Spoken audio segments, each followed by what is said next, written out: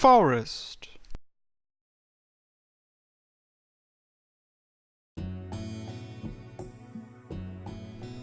Thus said the Druid, "Today the youth who holds the lands in his hands shall have all the glory and praise he desires. Until the day comes when this land and this era itself disappear into the ocean, not a single human, not a single bird, nor a flower will ever forget him. His name shall be known in 5 lands. There will not be a single woman who does not love him, and there will not be a single man who is not proud of him. His swift lance shall be the honor of the Red Branch. Let the cattle thieves shake at the sound of the chariot horses neighing. Our dearest son of light. His hands will grasp nothing but glory. When the time comes for his life to end, his knees will not fall to the ground. But know this, child of the hazel tree, like the flicker of a star, that glory shall soon burn itself out. Together with your feats of arms that know no rival, faster than anyone you will sink into the oblivion beyond the horizon."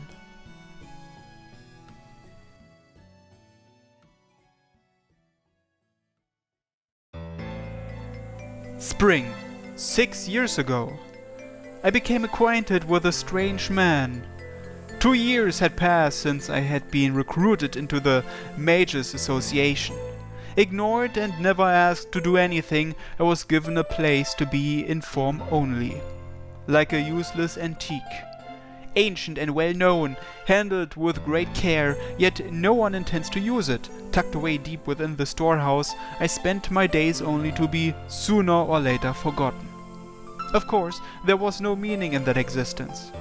I had left my hometown out of fear of simply rotting away. Though young and ignorant, I left because of a vague desire to do what I could. I had no value outside of being an antique. To gain some value was simple. I just had to show them how useful I was, what I could do.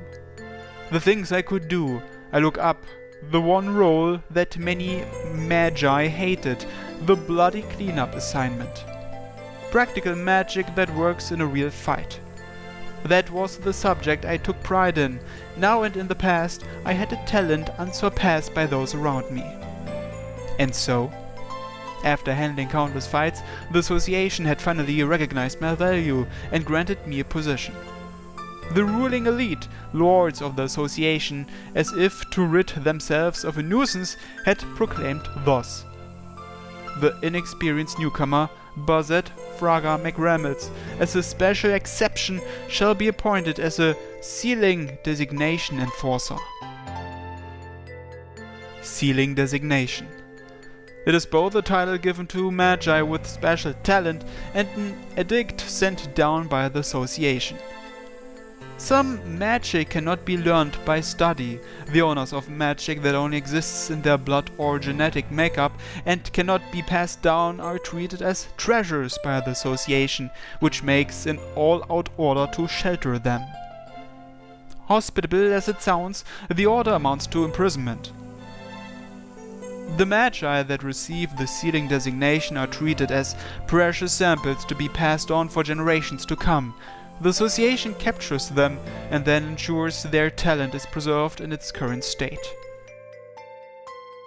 Simply put, they aren't too different from specimens immersed in formaldehyde. What looks like a well-intentioned order in the association's eyes is equivalent to a death sentence for those receiving it. Most magi reject the edict and flee. The death sentence itself isn't the reason, however. The people receiving the sealing designation are all outstanding magi in the most basic sense. They prioritize their pursuit of magic above all else. Their own mortality holds no meaning for them. For one who is devoting day after day to their research, a sealing designation is unthinkable. Once pickled in formaldehyde, their study of magic will end there and then. For that reason, they leave the association and go on the run. There is no need to ask what for.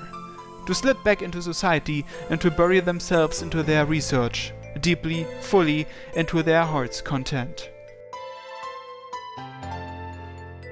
Those that have received the sealing designation and go on the run generally belong to one of two groups. The first become hermits, cutting off all contact, hiding their magic and only teaching it to blood relatives. Those are the fallen magi. While they have to be found and sheltered before their abilities are lost completely, the danger they pose is near zero. Unless their talents are just too great, the association will not pursue them either. The second category are the shut-ins that retreat to their own land, wizards wholly devoted to mastering their craft. These are unsurpassed magi aiming for ever greater heights. It would take but a few years to take their abilities to another level, surely bringing the association great rewards for their efforts. However, none of the ordinary morals and justice exist for them. Having shed their restraints, their first and foremost goal is the discovery of the unknown. Sacrifice of unrelated bystanders is but one way towards it. It is a problem. But however much of a problem it may be, as long as they manage it well, even the association overlooks it. They are left alone until achievements are made. The pursuit of magic is the Mages Association's own principle after all. But should they prove to be unsuccessful, should they violate the association's greatest postulate, secrets must be concealed, the response will be swift. And preventing occult knowledge from being disseminated isn't the only reason. When it comes to protecting such valuable assets, they will be content with preserving just the bodies alone. Should news of the matter spread, a power will appear to bring punishment to the wizard in the name of justice. At present, the greatest enemies are the Inquisitors of the Holy Church. They act to incinerate not only the wizards themselves, but also the knowledge they have built up along with them. While their desire to stop the violence is the same, their final objective is the direct opposite. Despite a non-aggression pact between the Mages Association and the Holy Church, scuffles minor enough to be left off record continue. No, rather, it is on the assumption that they will be left off record that the killings continue even now. As a result, my job became not only to deal with mad wizards, but also to fight the executors. About 1 year had passed since it became my daily life. While on a mission to enforce a sealing designation, I became acquainted with one such man. An executor of the Holy Church. A priest convicting all kinds of sinners in God's name. 手を組まないかお嬢さん。お互い最後の一人だ。ここで潰し合うのは得策では。Hey, isn't that the first time we hear Kire's voice in this game?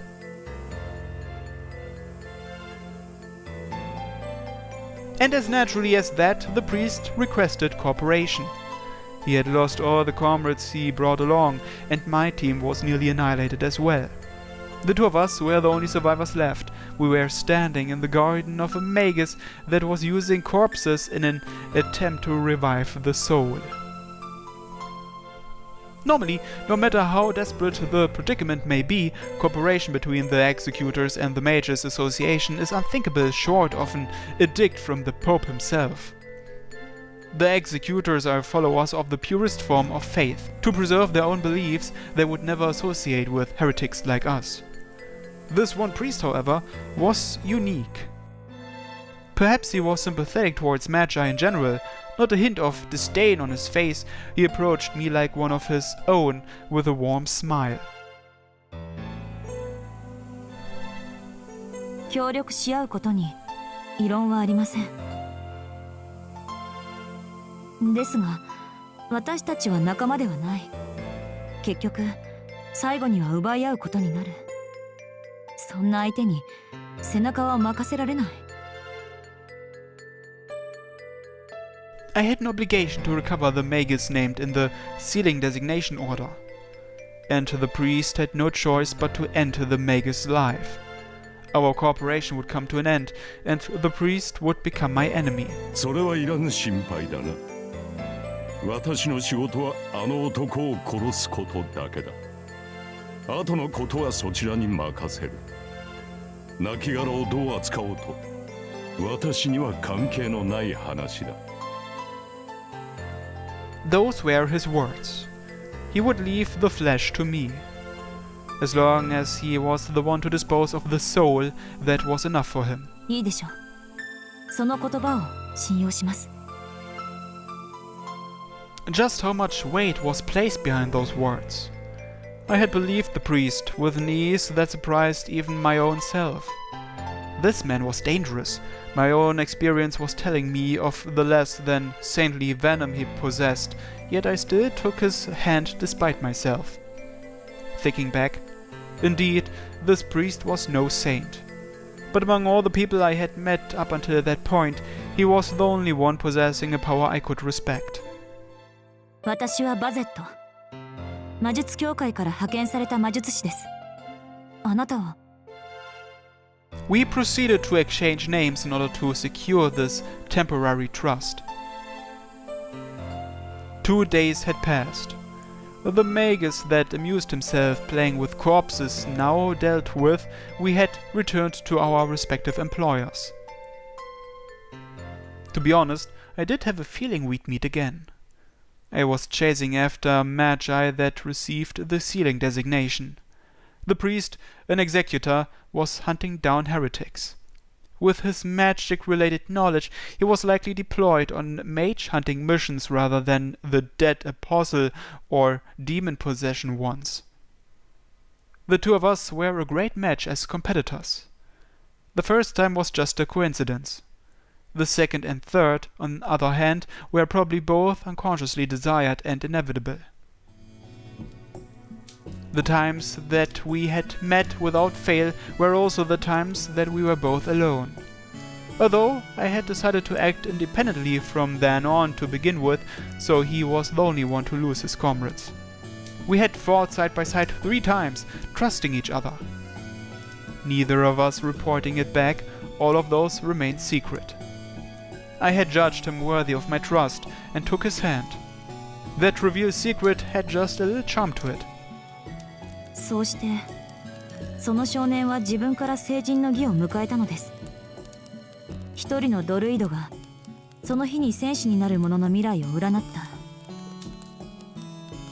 為替に映った未来は不吉なもので、今日戦士になる者は最大の栄光を得る代わりに、誰よりも早く命をなくすというものだった。集まった少年たちは、皆恐れて動かなかったのに、占いに無関心だった少年だけは迷うことなく王のもとに駆け込んで、今すぐ自分を戦士として認めてくれというのです。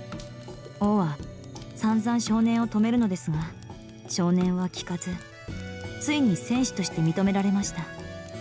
その後の話は神話の通りです。アルスターの猛犬の英雄譚はご存知でしょう。 It was the night of our third joint battle. Unable to bear the silence of the night, I talked of something entirely unrelated to my job. Somehow, I ended up reciting an old tale of my hometown. いや、そちらの話には疎くてね。聞き覚えがあるのは名前までだ。寝物語に語ってもらう分には構わんが。さて、本題は別のところにあると見た。そうだな。おそらく君はその少年の行動に苛立ちを覚えてしまった。こうして成長した今でも彼の決定を怖がっているのだろう。The priest looked at me with a melancholic smile. There was nothing I could hide from this man. Mercilessly, he saw right through my heart. By all rights, I ought to have feared this priest, and yet having my feelings laid open by him had put me at ease instead. 恐れているわけではありませんが、少年がどこに着目していたのかはわからない。その日に戦士になれば最高の栄誉を約束されるが、誰よりも早く命を落とすとも予言された。なのに少年は恐れず、何の戸惑いもなく王に今すぐ武者立ちがしたいと告げるのです。王に理由を問われても一切答えず、とにかく戦士になりたいの一点張り。そうして成人の儀を進めていくのですが、少年には占いに対する希望も不安も全くないのです。占いなどどうでもよく、戦士になる喜びだけで満ちていて、戦士になろうとした理由がいつの間にか消えているようだった。正直私には彼が何を見ていたのかわからない。 Did he think eternal glory was a good enough compensation in face of that dreadful fate? Or was he so captivated by the promise of glory that he paid no heed to being fated to die young? Or perhaps... 栄光か短命か、どちらに重きを置いたのかを知りたいと。さて、聞いた限りではそのどちらでもないように思えたが。どちらでもない？少年は予言を聞いて戦士になろうと決意したのに？決意をしたのではないよ。予言を聞き、その内容を吟味することなく少年は走り出したのだろう。なら少年は最初からその予言を知っていたのだ。きっと自分はそういう風に生きると、そんな確信が生まれた時からあったからこそ、ドルイドの予言に従ったのではないかな。He believed it since the day he was born. The boy had accepted it as his own duty, never dreading or doubting the druid's words. That's right. That was the part that I had feared, that made me grieve. It was not a noble act of choosing glory while knowing the death it will bring. It was the hero that would not even attempt to change such an unnatural fate that I feared. 参りました。私は何度もあの昔話を読んだのに、そんなことさえ思わなかった。昔話の少年とあなたはどこか似ているのかもしれませんね。失敬な。私はそこまで考えなしではない。I couldn't believe my eyes. The priest muttered with a frown, as if I had hurt his feelings. I believe that was the first time I had seen him display human-like emotion. なんだ、異論があるとでも？いえ、今のは失言でした。私が言いたいのは生き方の話です。少年に確信があったように、あなたも人生に確信を持っている人ですから。ほう、確信とはどんな？誰も必要としていないところ。あなたには最後まで自分だけで生きていく覚悟がある。本当は私の手を借りなくてもいいのです。ただ効率がいいから付き合っているだけでしょうに。Once again, a melancholic smile appeared on the priest's face. That affirmation brought a tinge of pain to me, however little. It was only our third mission. Barely 10 days had passed, yet I had already felt painfully aware of the kind of person that he was. This man would absolutely not associate with a human being. He needed no one, he hated no one. As strong as a human could possibly be, he was an alien that one's common sense would be telling you to stay away from. But it's also precisely why he had no hidden face. Evil described him perfectly in one word. Even now, I still do not know how I got charmed by such a dangerous man. This is what I thought, however. Should I, by some chance, make this man who needs no one somehow attached to me, it would bring me a peace of mind far superior to anything material. どうした？考え事か？まったく、悩み事が多い女だ。話が済んだのなら眠っておけ。1時間半で交代しよう。Thus said the priest, throwing more wood into the fire. All of a sudden, I... あいにく凡人なもので、私はあなたのように自信を持って生きられない。つまらない疑問だらけだ。時に生きていることさえ苦しく思える。I let slip a much older, much deeper truth within me. Another piece of wood went into the fire. I had made a mistake, I was sure he was disappointed now. My ability to handle a machine-like role was the only reason he ever called out to me. Someone like me, who whined about my troubles to total strangers, was unnecessary to him. Heavy silence fell between us. I was too afraid to look at him. And then, as if nothing at all had happened, 生きているのが苦しいのではない。君は呼吸をするのが厳しいのだ。this was told to me in an emotionless yet sincere voice. その厳しさは容易には取り除けない。自分がわからないのなら、世界を知って測る以外に方法はないからだ。バゼット・フラガン・マクレミッツ。自身がこの世界に不要だと思うのならば、お前はお前を許すために多くの世界を巡らねばならない。Cross the oceans, fly the skies. Throw away your tiny self, your tiny country, and go around the globe with a single suitcase, is what he was saying. Like the age of discovery. Like a seaman that believes in a yet unknown paradise beyond the sea. あなたは渡った？ My reply came naturally, because I had a belief, as he would say. A belief that there must have been a time when, just the same as me, he found it hard to breathe. いや、まだ途中だ。若い頃に躍起になったが、何年か前に大きな事件があってね、それ以来己を許す必要はなくなった。A major incident? It did not seem to be related to hunting magi. This priest had experienced a great war that was unknown to me.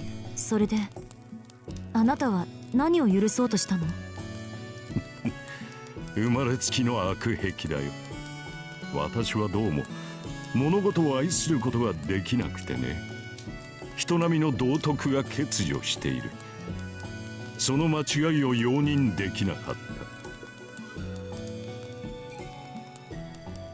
The priest wasn't speaking about the past. This man remained unable to love even to that day. それは解決しなくてよかったのですか？ああ、人並みに愛情は持てずとも物事を美しいと感じることはできる。その基準は君たちとは違うが、愛情というものがあることに変わりはない。我ながら間の抜けた話だ。そんなことにさえ若い私は気づかなかった。There was no hesitation in the priest's voice. He may have lamented the past, but he considered it done and over with. では今はもう迷いはないと。そうだな。今は己を許すのではなく、私という人間を容認したわけを知りたい。私にもし自分の人生があるのなら、残るすべての時間を答えを得るために使おうと思っている。けどあなたの疑問に答えられる人はいないのでしょう？そうだな。まだ答えを出せる者は生まれていない。いつかその機会が訪れるといいのだが。His expression was warm and gentle. The priest was gazing at the bright flames like a father admiring his own child. 意外ですね。あなたにもまだ悩みがあったとは。私も少し自信がつきました。Touched by the warmth of his smile, I couldn't help but smile myself. それは結構。人生の先輩として役に立ったのなら幸いだ。He closed his eyes with satisfaction. That was it for pointless talk. Returning to our respective roles, we prepared for tomorrow's battle. では先に眠ります。時間になったら起こしてください。承知している。敵地だからな。あまり夢を見ないことだ。I closed my eyes. Perhaps due to fatigue, my sleep was unexpectedly deep. I dreamed of my hometown. A dream of getting aboard a ship in a grayed out abandoned port and leaving for a foreign land. That was my last conversation with a priest. From then on, we stopped running into each other. But there will be another chance. We match each other well as competitors. For as long as he remains alive and I continue my sealing designations job, one day, surely, our conversation will continue.